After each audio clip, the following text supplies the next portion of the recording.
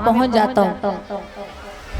तभी भगवान कृष्ण ने कहा, क्यों कामदेव जी, क्या तुमको मेरा वो शंकर वाला रूप याद नहीं है? तभी तीसरा नेत्र उघारा, चितवत काम भयो नरछारा। वो वाला रूप याद नहीं है क्या? मरना चाहते हो? कामदेव कहने लगा, प्रभु उस समय शिव के रूप में आप तपस्या कर रहे थे, और तपस्या करने वालों को अगर मैं छेड़ता हूं तो मुझे जल के राख होना पड़ता है। भगवान ने कहा, लेकिन राम अवतार में भी तो तुम्हारी एक नहीं चली थी।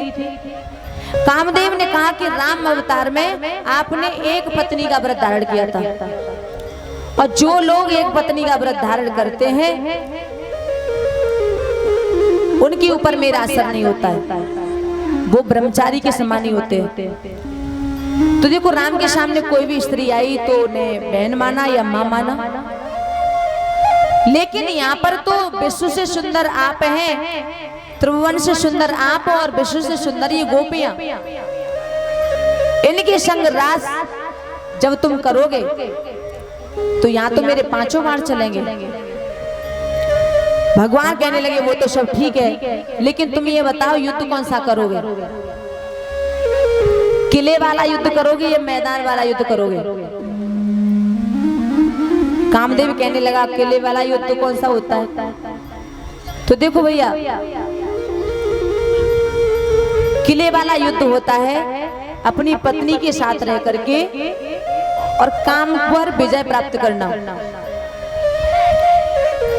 और मैदान वाला युद्ध होता है कि असंख्य सुंदर गोपियों के बीच में रह करके, असंख्य सुंदर स्त्रियों के बीच में रह करके भी काम पर विजय पा लेना। ये होता है मैदान वाला युद्ध।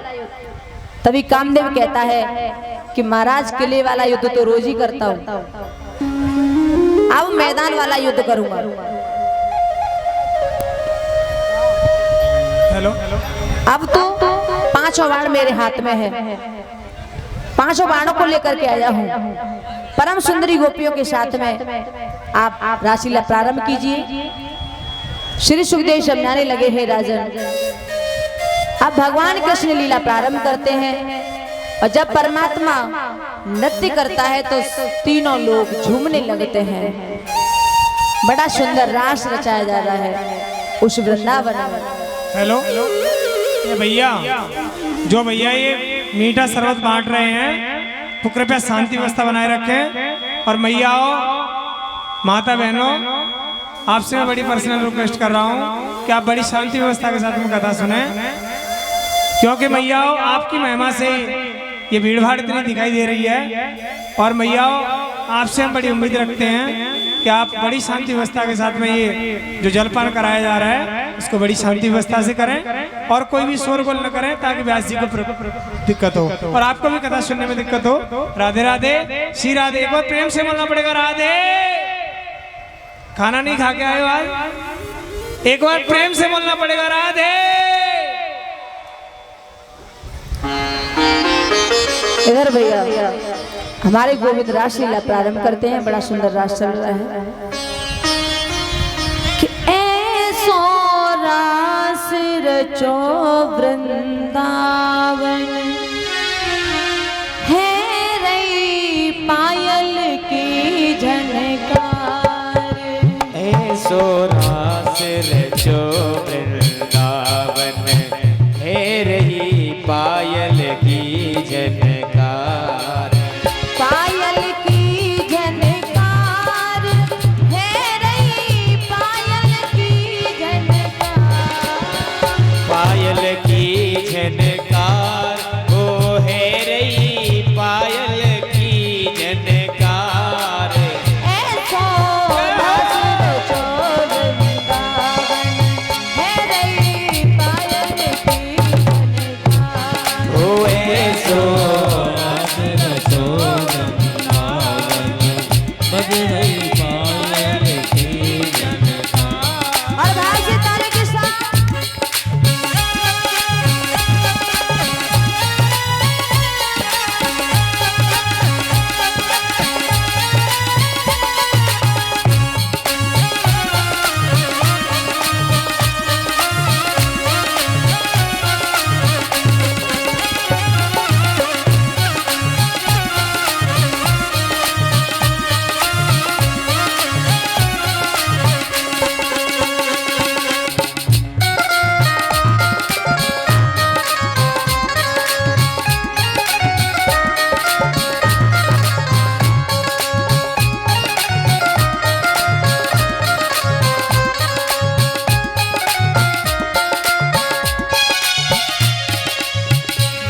घुंघरू खूब छमा छम बाजे घुंघरू खूब छमा छम बाजे बजने बिछुआ बहुत ही बाजे बजने बिछुआ बहुत ही बाजे घुंघरू खूब छमा छम बाजे घुंघरू खूब छमा छम बाजे बजने बिछुआ बहुत ही बाजे बजने बिछुआ बहुत ही बाजे रवा पौधनी के सुर बाजे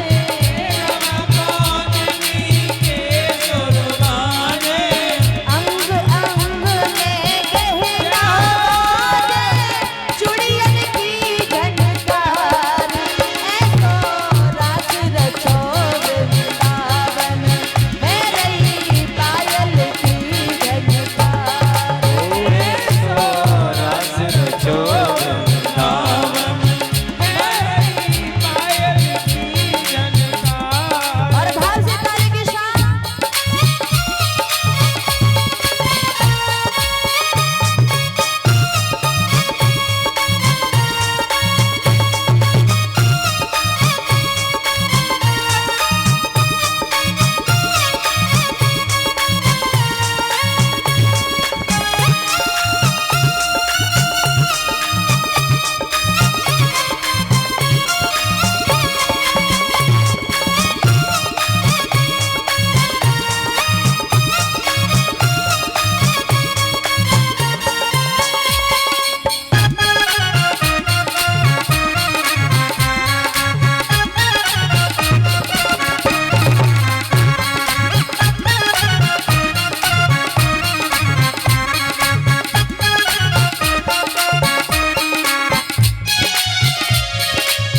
बाजे भांति भांति के बाजे बाजे भांति भांति के बाजे नाग पखावज गुम गुम बाजे अनंत काविर डम डम बाजे सारंगी और नूपुर बाजे सारंगी और नूपुर बाजे बाजे भांति भांति के बाजे बाजे भांति भांति के चार पखावज घुंघरू बाजे चार पखावज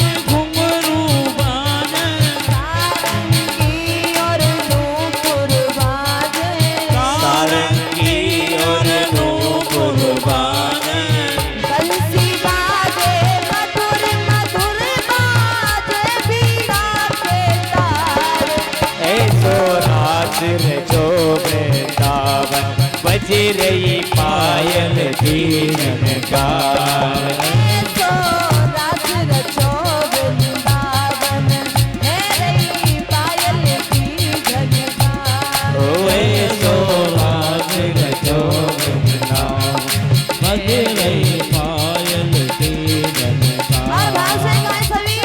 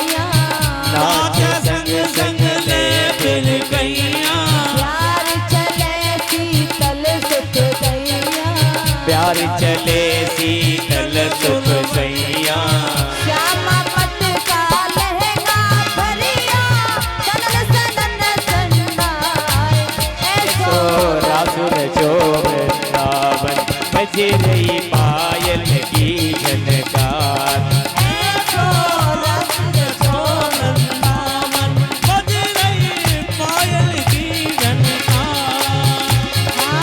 पायल की झनकार है रही पायल की झनकार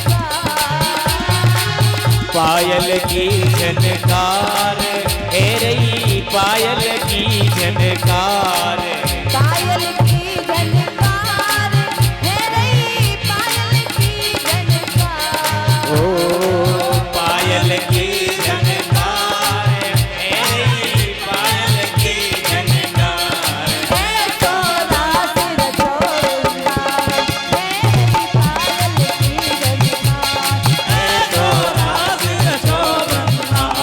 है रही पायल की झनकार बज रही पायल की झनकार ऐसो रासुर जो वृंदावन बज रही पायल की झनकार ऐसो रासुर जो वृंदावन बज रही पायल की झनकार वृंदावन बिहारी लाल की जय। कृष्ण कन्हैया लाल की जय हो। राधे रानी सरकार की जय हो। जय श्री राधे श्याम इधर श्री सुखदेव समझाने लगे हैं राजन, ये रास कोई साधारण रास नहीं था, ये गोपियों के प्रेम का प्रतीक रास था। ये ब्रह्म और जीव का मिलन था, ये आत्मा और परमात्मा का मिलन था। और सुखदेव जी महाराज कहते हैं रासोत्सव प्रवृंतो गोपी मंडल मंडितः योगेश्वरेण कृष्णेन तासाम मध्य द्वयोर्दवयोः।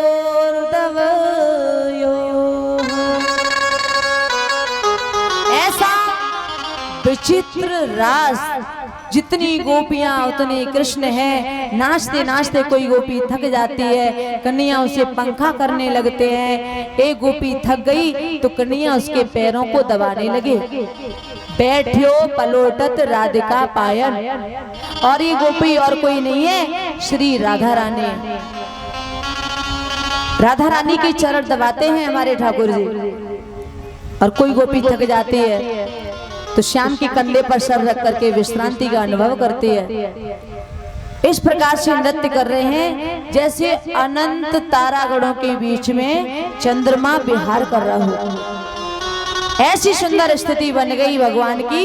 और जब ऐसा श्याम का नाटक देखा है तो पूरी सृष्टि आश्चर्य में पड़ गई, सभी आश्चर्य में पड़ गए। चंद्रमा आशंकित होने लगा है। और यहाँ पर परीक्षित महाराज ने एक प्रश्न कर दिया, महाराज एक बात बताइए, मेरी समझ में नहीं आ रहा है। संस्थापनाय धर्मस्य तस्मायेत रस्य अवतीर्णो हे भगवान सेन जगदीश्वरः सकतं धर्म सेतु ना वक्ता कर्ता विरक्षिता प्रतिवमाचिरद ब्रह्मन् परदारभिमुदर्शनम्।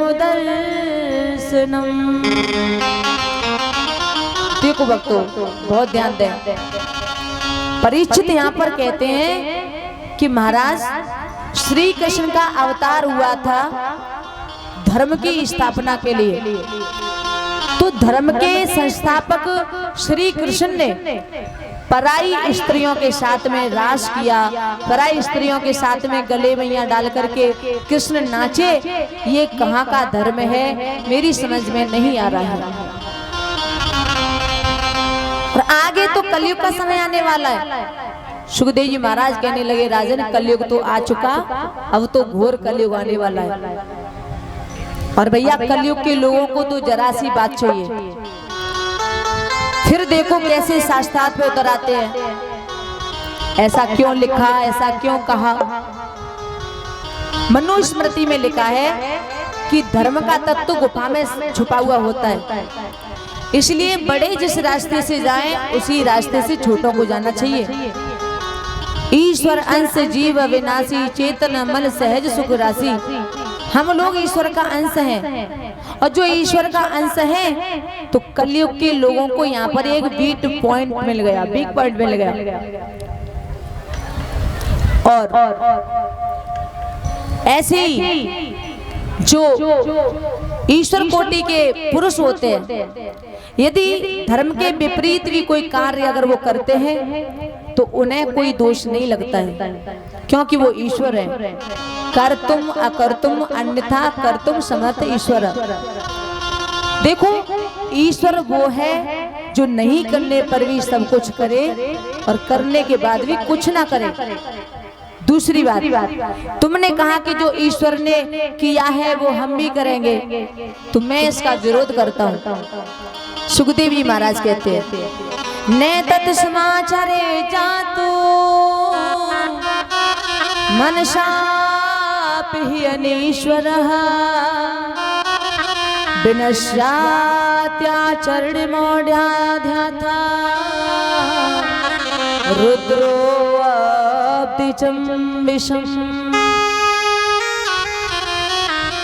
सुखदेव जी महाराज कहते हैं परीक्षित से कि तुम ये कहते हो कि हमें ईश्वर का अनुकरण करना चाहिए, लेकिन मैं कहता हूँ कि हमें ईश्वर का अनुकरण नहीं करना चाहिए।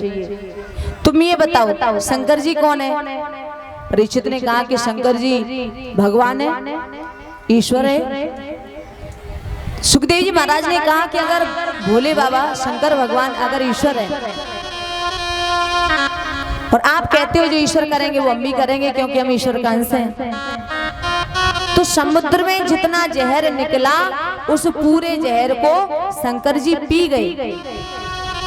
शंकर जी ईश्वर हैं, इसलिए 10-20 हजार टन पी गए होंगे, और तुम ईश्वर के अंश हो तो क्या तोले 2 तोले जहर पी सकते हो?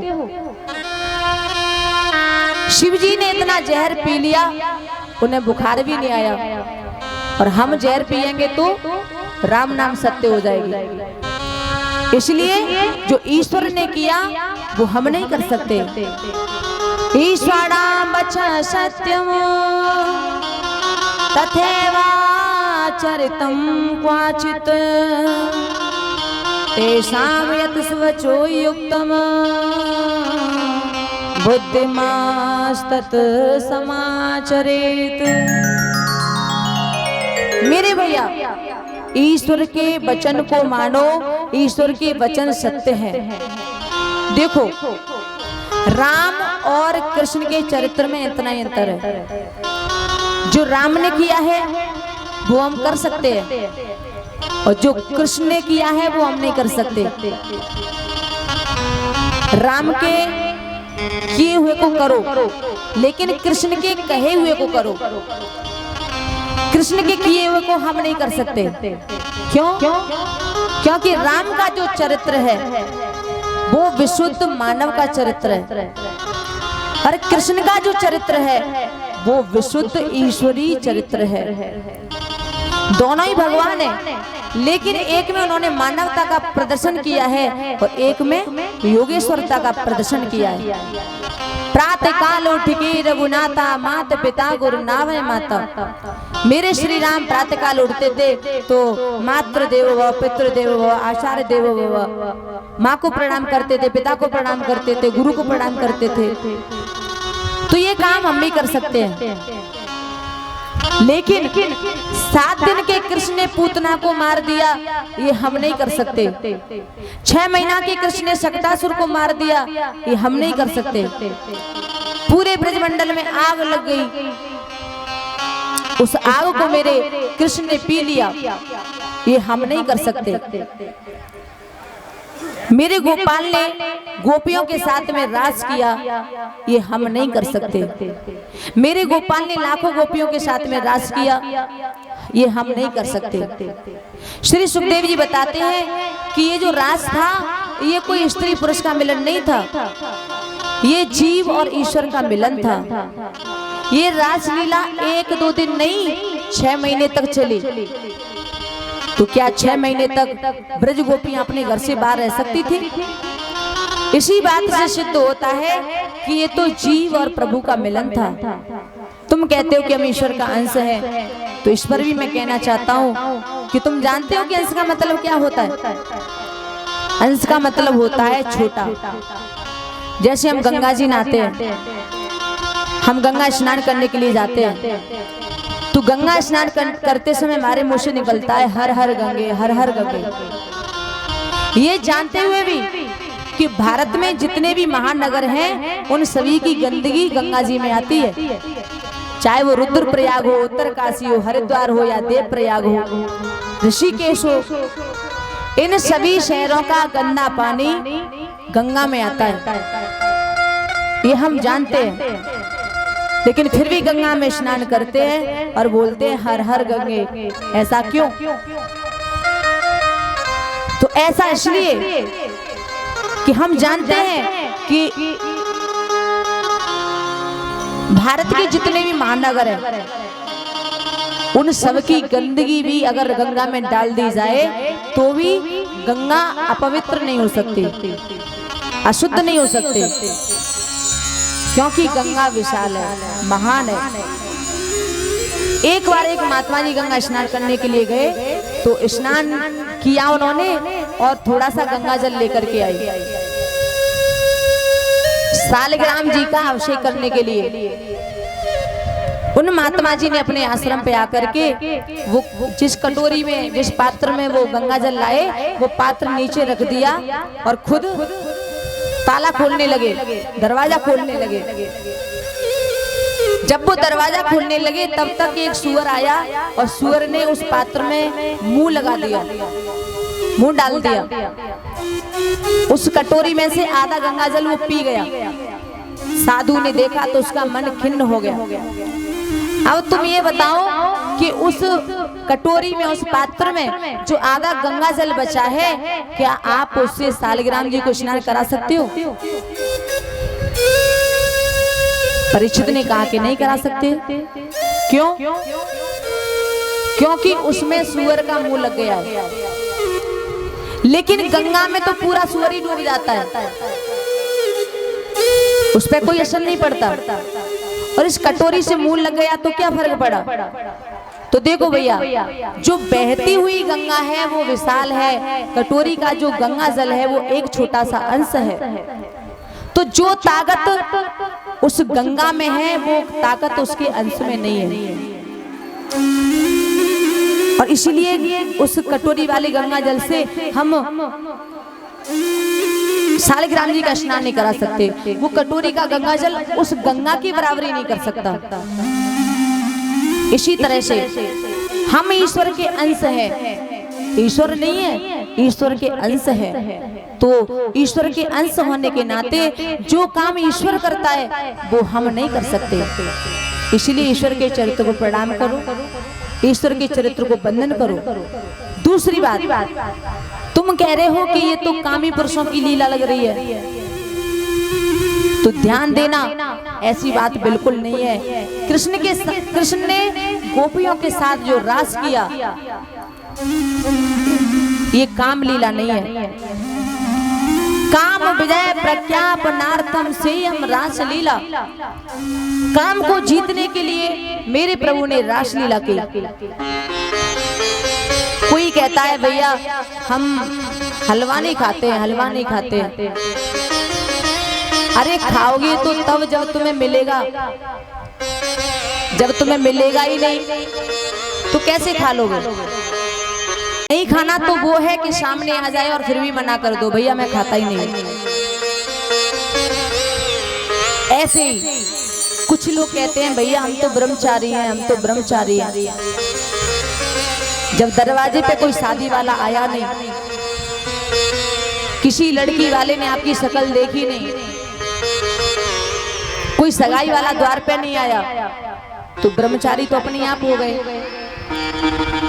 नैष्ठिक ब्रह्मचर्य सिवाय कृष्ण के और किसी के पास नहीं है और किसी के चरित्र में नहीं है।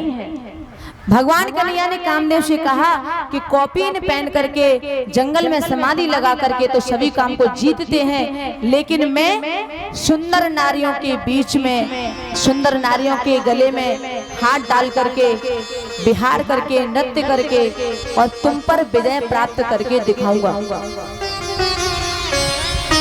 तो हे परीक्षित, मेरे प्रभु ने कामदेव को उल्टा लटका दिया। तो ये जो रासलीला है ना, ये काम को जीतने के लिए प्रभु ने की, काम को उल्टा लटका दिया। तीसरी बात, गोपियों के जो पति थे उनके मन में कृष्ण के प्रति असूया भाव नहीं था। उन्हें तो ऐसा लग रहा था कि हमारी पत्नी हमारे पास है। इसका मतलब है जो गोपियां कृष्ण के साथ रास कर रही थी वो तो वेदों के मंत्र हैं साक्षात। चौथी बात, जीव है गोपी, ईश्वर है स्वयं श्री कृष्ण। तो जीव और ईश्वर का जो विशुद्ध मिलन है उसी को हम कहते हैं रास। ये काम लीला नहीं है, काम को जीतने वाली लीला है। काम के मन में बड़ा अभिमान हो गया था कि मैंने सबको जीत लिया, ब्रह्मा को जीत लिया, वरुण को जीत लिया, कुबेर को जीत लिया, यम को जीत लिया। अब वो कृष्ण को भी जीतना चाहता है। तो मेरे प्रभु ने असंख्य सुंदरी गोपियों के बीच रह करके भी काम को जीत करके दिखाया। तो भैया, मन इंद्रियों पर जिसका नियंत्रण है उसे कोई विचलित नहीं कर सकता। और इस रासलीला को सुनने का मतलब क्या है? सुखदेव जी महाराज कहते हैं, विक्रीडितं व्रजवधूभिरिदं च विष्णु श्रद्धावितो अनुसृणुयादत वर्णयेदयः भक्तिं पराम भगवति प्रतिलभ्य कामम् हरद्रोगमा सपनोति चिरेण धीरः। इस रास प्रसंग को जो लोग सुनते हैं, सुनकर के जीवन में उतारने का प्रयास करते हैं, चिंतन के द्वारा इस काम विजय का जो नियमित पाठ करते हैं, उन व्यक्तियों को हृदय में भक्ति प्रकट हो जाती है और अंत में गोविंद के चरणों में प्रीति हो जाती है। और हृदय का जो सबसे बड़ा रोग होता है काम, वो मर जाता है, हमेशा के लिए निकल जाता है। तो बताइए, जिस रासलीला को सुनने से मन का काम निकल जाए, वो स्वयं काम लीला कैसे हो सकती है? ये कथा सुनकर के परीक्षित का संदेह दूर हो गया है और गोपियां अपने घर को प्रस्थान कर गई हैं और भगवान ने मामोक्ष मोक्ष का मार्ग प्रदर्शित कर दिया है। मेरे गोविंद ब्रजवासियों के वश में है, इनका प्रेम अगाध है। ब्रजवासियों के प्रेम सागर में ब्रह्मा भी गोता लगाए ना तो था नहीं पा सकता है। ब्रह्मा में भी सामर्थ्य नहीं है कि वो ब्रज में आकर के गोता लगा ले। यहाँ गोविंद से मिलने की आकांक्षा भी है और गोविंद के प्रति आशीर्वाद भाव भी है। सभी ब्रजवासी मेरे गोविंद को बड़ा प्रेम करते हैं। ये वृंदावन प्रेम की नगरी है भैया, और इस प्रेम नगरी की कोई था नहीं पा सकता है। और भैया, जो प्रेम की नदी बहती है ना, उसका कोई पार नहीं पा सकता है। कवियों ने लिखा है अपनी अपनी भावना के अनुसार कि कौन पावे या को पार,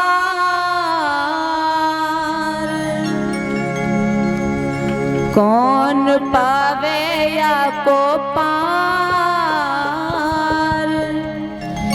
प्रेम नदिया की सदा उल्टी बहे धार, कौन पावे या को पार,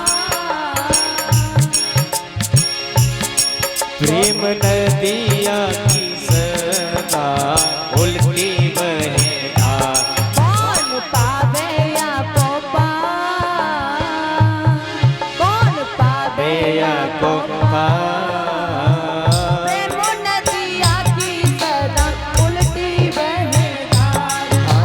प्रेम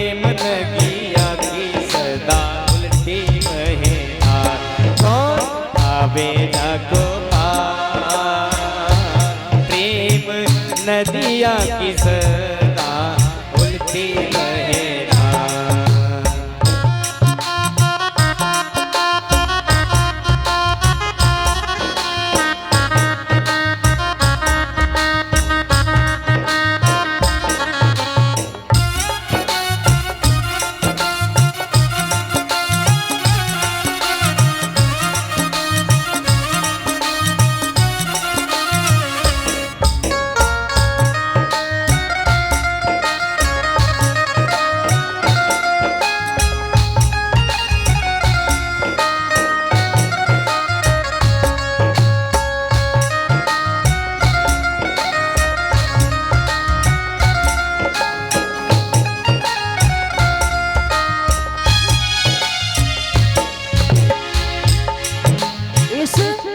प्रेम नदी का कोई पार नहीं पा सकता और इसकी जो धारा बहती है वो संसारियों की नजर में उल्टी धारा लगती है,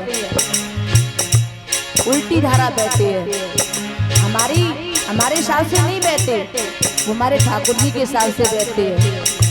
और हमारे ठाकुर जी के चरित्र को देखो, देखो मैं सुनाऊं एक बात मैं सुनाऊं एक बात इनमें। मैं सुनाऊं एक बात अनमें। देखो मैं सुनाऊं एक बात अनमें। ब्रह्म निराकार रहो गोकुल में खेल। हाँ जी, ब्रह्म निराकार रहो गोकुल में खेल। नंद यशोदा के द्वार, नंद यशोदा के द्वार। प्रेम नदिया की सदा उल्टी बहेगा, कौन पावे को पार। प्रेम नदिया की सदा उल्टी बहेगा, कौन पावे जाको पार। प्रेम नदिया की सदा उल्टी बहेगा।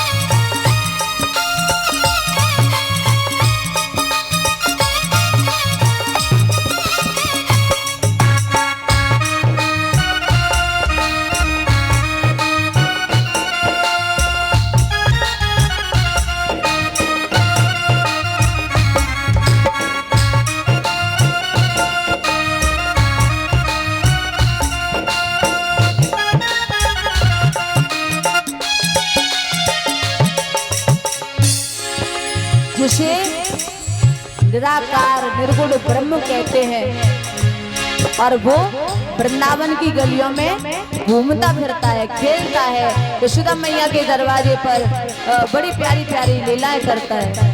ये बात हर किसी की समझ में नहीं आती है।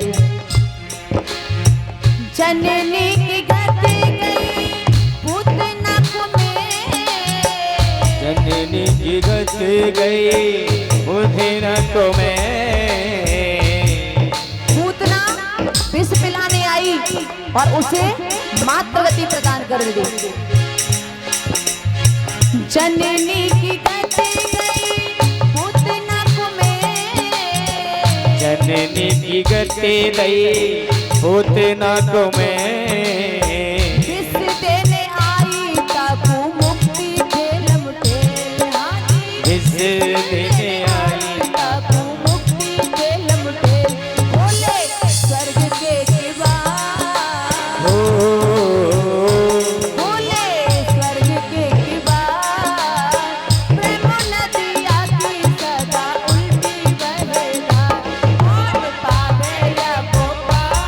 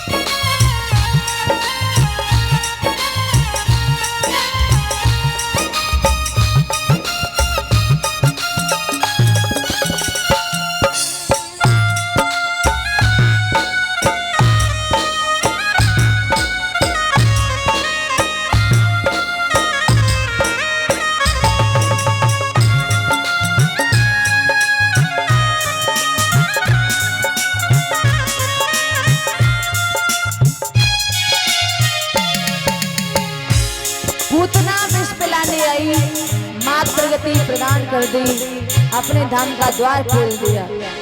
और आगे बताया है, प्रेम को प्रमुख यही वृंदावन धाम, प्रेम को प्रमुख यही वृंदावन धाम, प्रेम को प्रमुख यही वृंदावन धाम, प्रेम को प्रमुख यही वृंदावन धाम, प्रेम ही दे पायो श्याम रसिया को नाम। हाजी प्रेम ही पायो श्याम रसिया को नाम। चाहे जाने का गमा, हो चाहे जाने का गमा, प्रेम नदिया की सदा उल्टी बहेगा, कौन पावे या कोमा, प्रेम नदिया की सदा उल्टी बहेगा, कौन पावे जाको पार, प्रेम नदिया की सदा उल्टी बहेगा। हाजी प्रेम नदिया की सदा उल्टी बहेगा, हो हाजी प्रेम नदिया की सदा उल्टी बहेगा। रे हाजी प्रेम नदिया की सदा उल्टी बहेगा। हो प्रेम नदिया की सदा उल्टी बहेगा। प्रेम नदिया की सदा उल्टी बहेगा।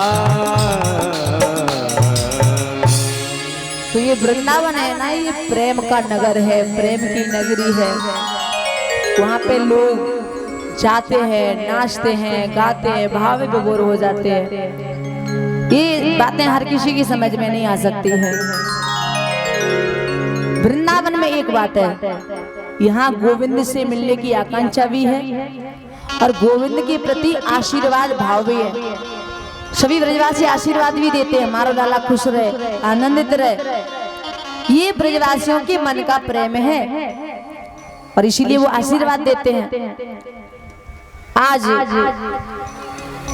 श्री सुखदेव समझाने लगे, हे राजन, एक दिन सभी ब्रजवासियों ने दुर्गा मैया की पूजा की, एक बड़ा अनुष्ठान किया। तो सभी ब्रजवासियों ने दुर्गा मैया की स्तुति की और जब दुर्गा मैया के चरणों में वंदन किया, दुर्गे माँ से कहा कि हमारा लाला हमेशा आनंदित रहे, खुश रहे। तो वहीं पर बाबा नंद के चरण को किसी अजगर ने पकड़ लिया। तो भगवान कृष्ण के चरणों का जब उसे स्पर्श होता है तो स्पर्श होते ही उस अजगर को मोक्ष की प्राप्ति हो जाती है। इधर भगवान ब्रज में सभी को आनंदित कर रहे हैं, उधर कंस के पास तो भैया एक ही ताक है कि कैसे भी कृष्ण को मारे। दिन रात इसी में लगा रहता है, क्या करूं क्या करूं। उसने भगवान को मारने के लिए शंखचूड़, मायासुर, अरिष्टासुर तीनों को अलग अलग भेजा। तो तीनों का मेरे प्रभु ने उद्धार किया है। तो ब्रज में श्याम की जय जयकार होने लगी। अब तो सभी गोपियां श्याम के ध्यान में रहती हैं और श्याम से यही कहती हैं, श्याम मेरे घर आ जाओ, श्याम मेरे घर आ जाओ। रात्रि के समय गोपियां जब दही जमाती है तो श्याम के लिए एक बड़ा प्यारा सा गीत गाती है और उस गीत के द्वारा कन्या को बुलाती है। आप भी गाएं बड़े भाव से कि आज मोरे अंगना में आओ नंदलाल, आओ गोपाल, दर्शन की प्यासी गुजरिया श्याम। आज मोरे अंगना में आओ नंदलाल, आओ नंदलाल, दर्शन की प्यासी गुजरिया श्याम। आज मोरे अंगना में आओ नंदलाल, आओ गोपाल, दर्शन की प्यासी गुजरिया श्याम। आज मोरे अंगना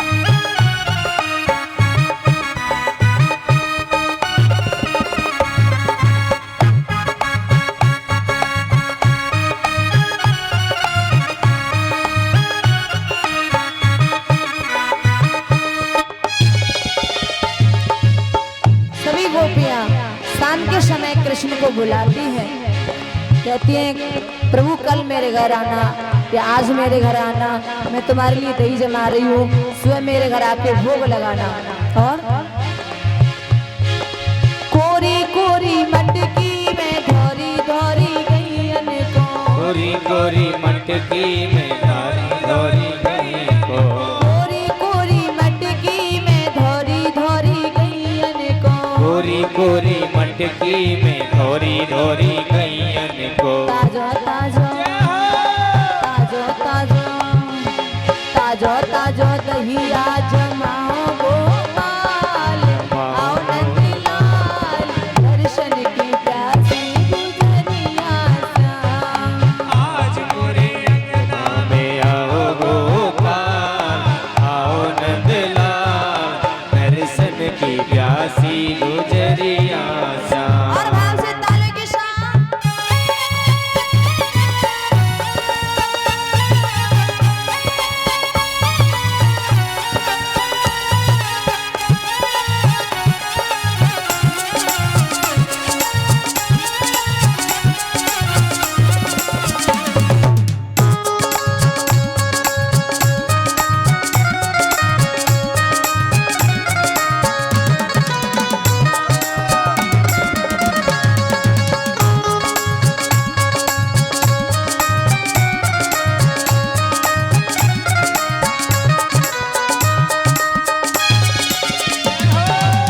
गोपियाँ कहती हैं हे श्याम आ जाओ, दही का भोग लगा जाओ, ये दही हमने आपके लिए जमा के रखा है, आप आओगे भोग लगाओगे हम आपके दर्शन कर लेंगे। और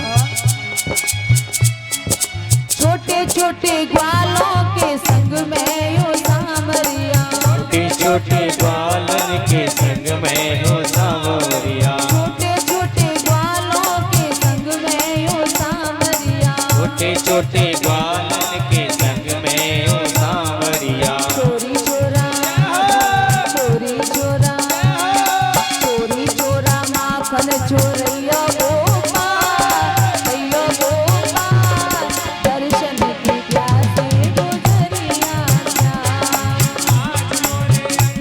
में आओ गोपाल, आओ नंदलाल दर्शन की प्यासी गुजरिया श्याम। आज मोरे अंगना में आओ गोपाल, आओ नंदलाल दर्शन की प्यासी गुजरिया श्याम। आज मोरे अंगना में आओ गोपाल, आओ नंदलाल दर्शन की प्यासी गुजरिया श्याम। आज दर्शन की प्यासी गुजरिया श्याम। आज दर्शन की प्यासी गुजरिया श्याम। दर्शन की प्यासी गुजरिया श्याम। दर्शन की प्यासी गुजरिया श्याम। दर्शन की प्यासी गुजरिया श्याम। बोलिए वृंदावन बिहारी लाल की जय श्री हो। कन्हैया लाल की जय हो। राधे रानी सरकार की जय। जय जय श्री राधे। सभी गोपियाँ कन्या को बुलाती हैं, शाम के समय दही जमाती हैं, कन्या मेरे घर आ जाना, माखन चुरा के खा लेना, मुझे बहुत आनंद आएगा। सभी गोपियाँ हमेशा श्याम की याद में ही रहती हैं। उनका यही कार्य है कि कोई भी काम करती है तो भगवान का कीर्तन गाती जाती है। सुबह स्नान करती हैं तो श्याम का कीर्तन, झाड़ू लगाती हैं तो श्याम का कीर्तन, गोबर थापती हैं तो श्याम का कीर्तन, गाय धोती हैं तो श्याम का कीर्तन, यानी हर वक्त वो श्याम का कीर्तन करती रहती है। और इसीलिए मेरे गोविंद उनके हाथों की खट्टी छाछ भी बड़े प्यार से पीते थे, क्योंकि उस छाछ में प्रेम है, भक्ति है। और भैया भगवान को तो भक्ति ही प्रिय है। और माताओं ये बात बिल्कुल सत्य है कि जो कार्य प्रेम से किया जाता है, आनंद से किया जाता है, तो फिर उसकी बात ही कुछ और है। घर में हम जब भोजन बनाते हैं तो तो उस भोजन को बनाते समय अगर भगवान को याद करें, भगवान का कीर्तन करें और भगवान का कीर्तन करते करते भगवान का नाम लेते लेते भोजन बनाया जाए तो उसको खाने वाला भी प्रेम से रहेगा। आप भोजन बनाए तो हमेशा स्नान करने के बाद बनाए, क्योंकि जो हमारी रसोई होती है ये मंदिर के समान होती है। इसमें हमारे देवताओं का वास होता है। अग्नि देवता तो प्रत्यक्ष ही है और भी जो हमारे देवता होते हैं उन सबका वास है। तो रसोई में स्नान करने के बाद प्रवेश करें और चप्पल पहन करके तो बिल्कुल ना प्रवेश करें। कुछ माताएं ऐसी होती हैं वो कहती हैं कि नहीं हमारी रसोई की अलग है, तो भैया चप्पल चप्पल होती है। आप रसोई वाली किसी को दिखा दो तो वो भी उतना ही असर करेगी। इसलिए चप्पल पहन करके रसोई घर में प्रवेश ना करें, क्योंकि मंदिर में चप्पल पहन के नहीं जाया जाता है। तो स्नान करने के बाद भोजन बनाए और भोजन बनाए बड़े भाव से बनाए, भगवान को याद करते हुए प्रेम से बनाए। अगर आप प्रेम से भोजन बनाएगी, भाव से कन्हैया का नाम लेकर के बनाओगी, तो जितने भी खाने वाले हैं उन सब की बुद्धि शुद्ध होगी। और एक बात का ध्यान रखें, आप जब भी भोजन बनाए तो कभी भी आप भोजन बना सकती हो, लेकिन जब आप क्रोध में हो, गुस्से में हो, तो कभी भोजन मत बनाना,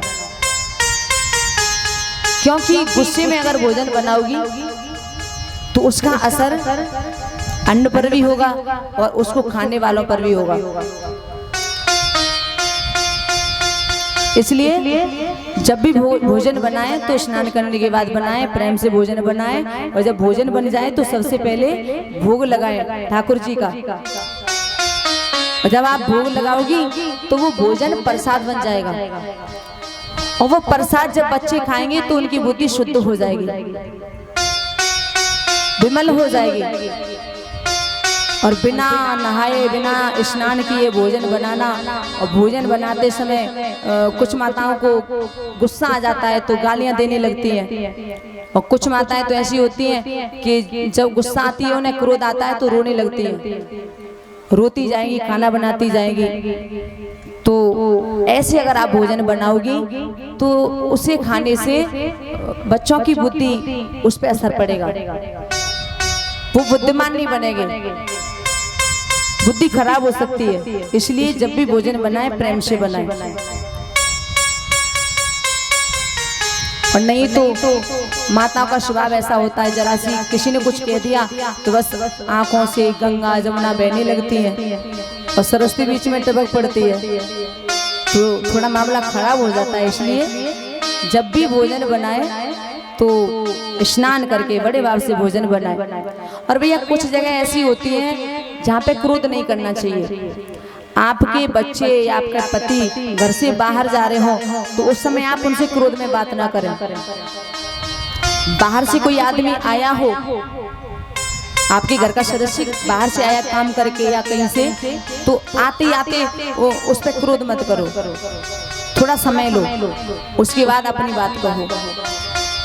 अगर कोई सो रहा है हमारे घर में व्यक्ति, तो जब हम जगाते हैं तो क्रोध करते हैं, तो सोते हुए व्यक्ति पर क्रोध नहीं करना चाहिए। भोजन कोई कर रहा है हमारे घर में, कोई सदस्य भोजन कर रहा है, तो उस समय उस पर क्रोध नहीं करना चाहिए। ये कई जगह ऐसी है जहाँ क्रोध नहीं करना चाहिए, बचाव रखना चाहिए। श्री सुखदेव समझाने लगे, हे राजन, ब्रज की गोपियां, उनका तो भैया यही काम है कि जो भी काम करती हैं और गोविंद को याद करती जाती हैं, आनंद मना रही हैं सभी। श्री सुखदेव समझाने लगे, हे राजन, कंस अनेकों राक्षसों को भेजता है, लेकिन सभी के सभी राक्षस जब मारे गए तो कंस बड़ा दुखी होने लगा, परेशान होने लगा, सोच विचार में डूबा हुआ है। इधर नारद जी ने सोचा कि भगवान तो अपनी लीला में मस्त है, और चलो मैं कंस को थोड़ा भड़का के आऊं ताकि जल्दी से पृथ्वी का भार उतर जाए। अब नारद जी आए कंस के पास में, नारद जी को देखा तो कंस ने प्रणाम किया, पास में बिठा लिया और कहा कि महाराज आप अब तो आते ही नहीं हो, इतने दिनों बाद आए हो।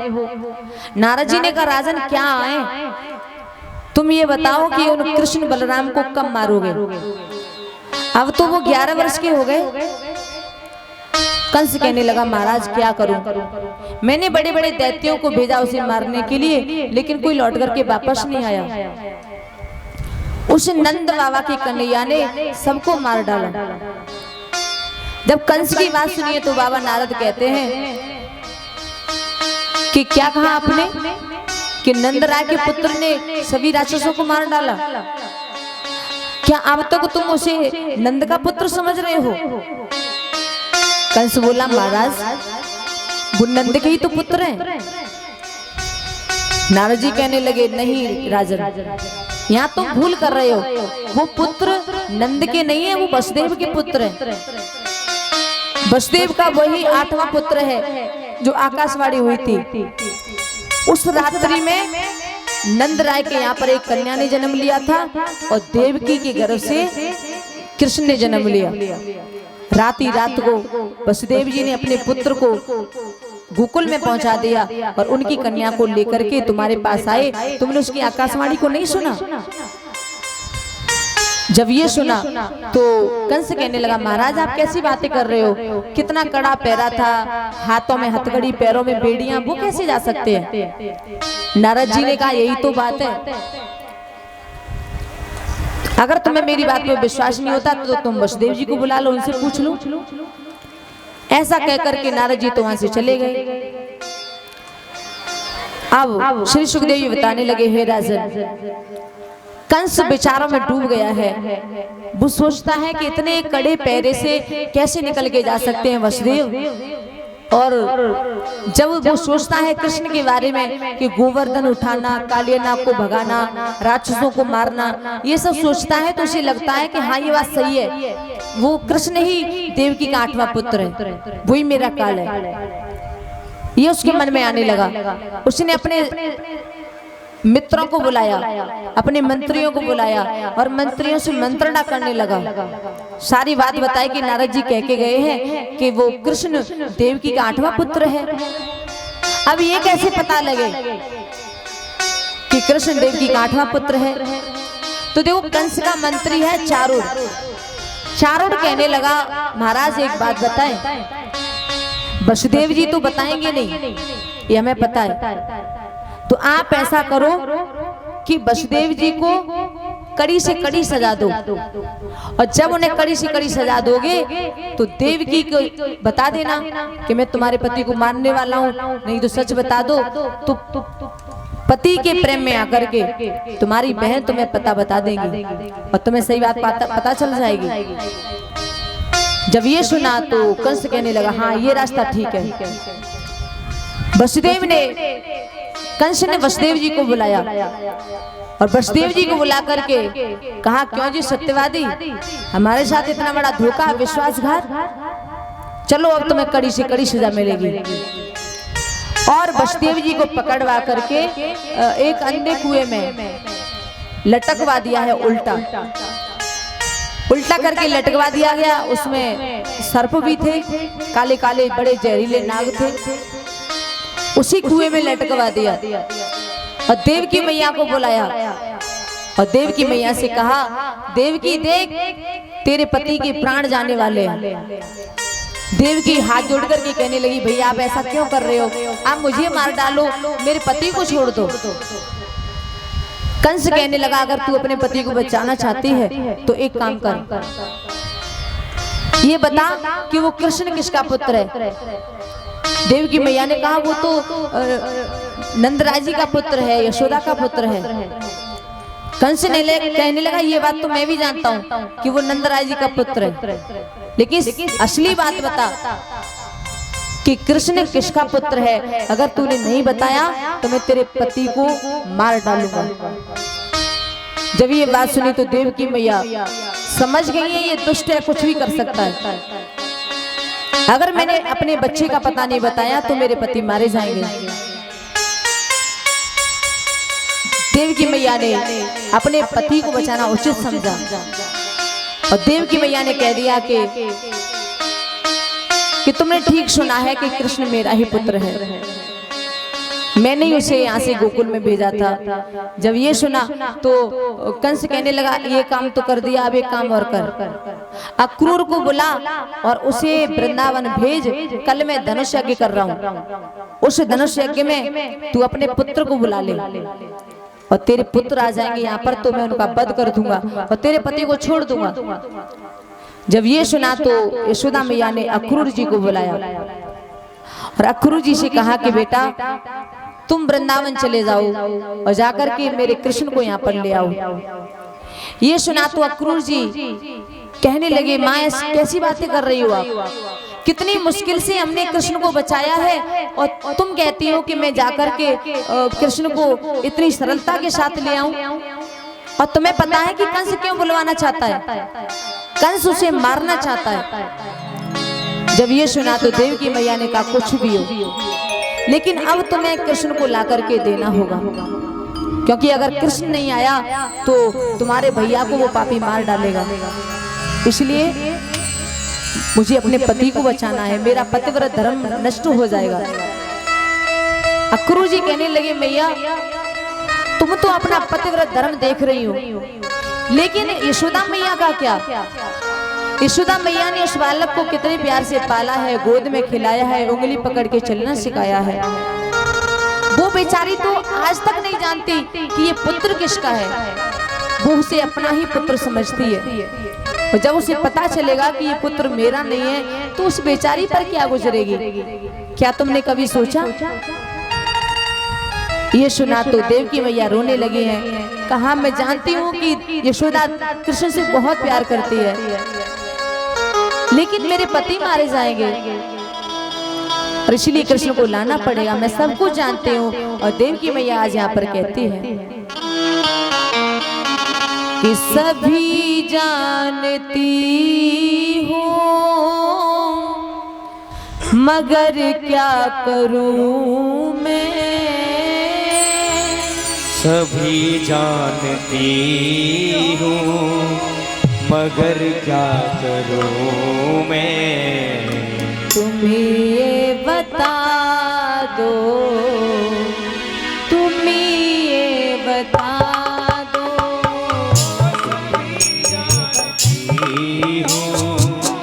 मगर क्या करूँ मैं, सभी जानती हूँ मगर क्या करूँ मैं, तुम ये बता दो, तुम ये बता दो, तुम ये बता दो, तुम ये बता दो।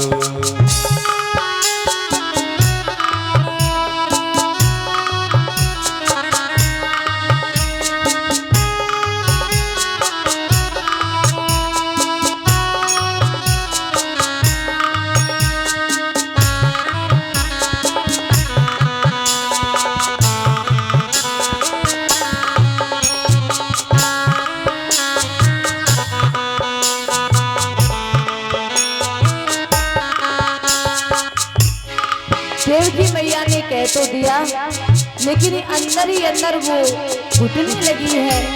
अक्रूर से कहने लगी है तुम सही कह रहे हो कि यशोदा उसकी माँ है और मैं भी ये जानती हूँ, लेकिन मैं क्या करूँ ये तो बताओ। मैं तो बीच में खड़ी हूँ, एक तरफ कुआं है एक तरफ खाई है, एक की ओर मेरे पति का है जीवन, एक की ओर मेरे जीवन का सपना, ओ एक ओर मेरे पति का है जीवन, एक ओर मेरे जीवन का सपना,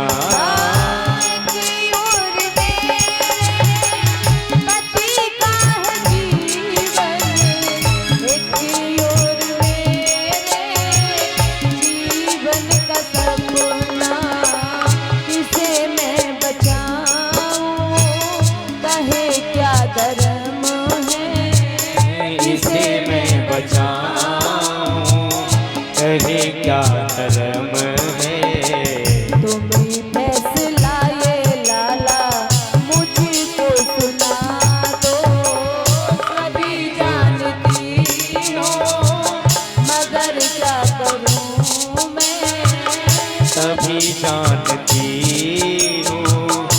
मगर क्या करूं मैं। तुम ये बता दो, तुम ये बता दो। ओ तुम ये बता दो, तुम ये बता दो।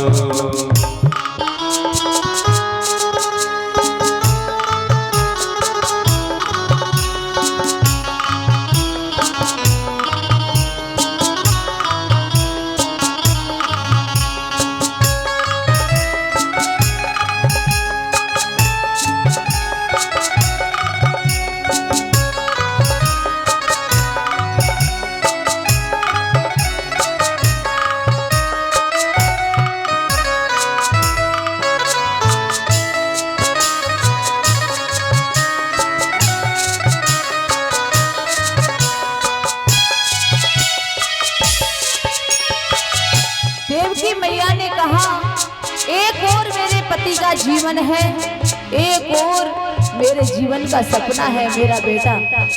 अब अपने पति को देखूं या उस सपने को देखूं? अक्रूर जी, स्त्री का धर्म क्या है आप बता सकते हैं?